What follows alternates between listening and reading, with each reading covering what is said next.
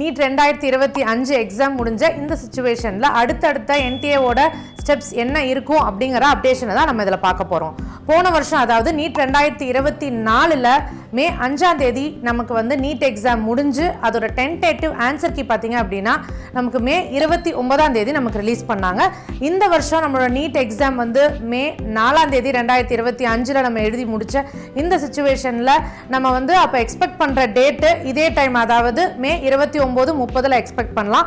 So அதனால any time நமக்கு வந்து ஆன்சர் கீ வந்து நமக்கு ரிலீஸ் ஆகும். இந்த டென்டேட்டிவ் ஆன்சர் கீ ரிலீஸ் ஆனதுக்கு அப்புறமா இதை சேலஞ்ச் பண்ண இன்ட்ரெஸ்ட் இருக்கவங்க நம்ம இதை சேலஞ்ச் பண்ணி அதுக்கப்புறம் நமக்கு ஃபைனல் ஆன்சர் கீ வந்து நமக்கு என்டிஏலேருந்து ரிலீஸ் பண்ணுவாங்க.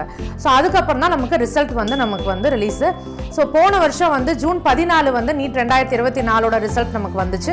இந்த வருஷமும் டென்டேட்டிவான ரிசல்ட் ரிலீஸ் பண்ணுற டேட் வந்து நமக்கு ஜூன் 14 தான் கொடுத்துருக்காங்க.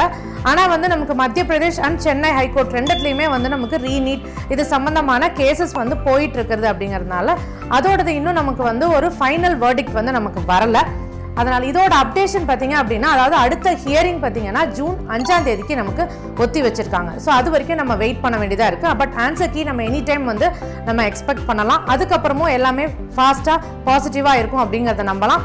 இதே மாதிரி நிறைய அப்டேஷன்ஸ் நீங்கள் தெரிஞ்சுக்கணும் அப்படின்னா ஃபியூச்சர் விஷன் சேனலை வந்து சப்ஸ்கிரைப் பண்ணி வச்சுட்டு தொடர்ந்து ஃபாலோ பண்ணுங்கள். தேங்க்யூ.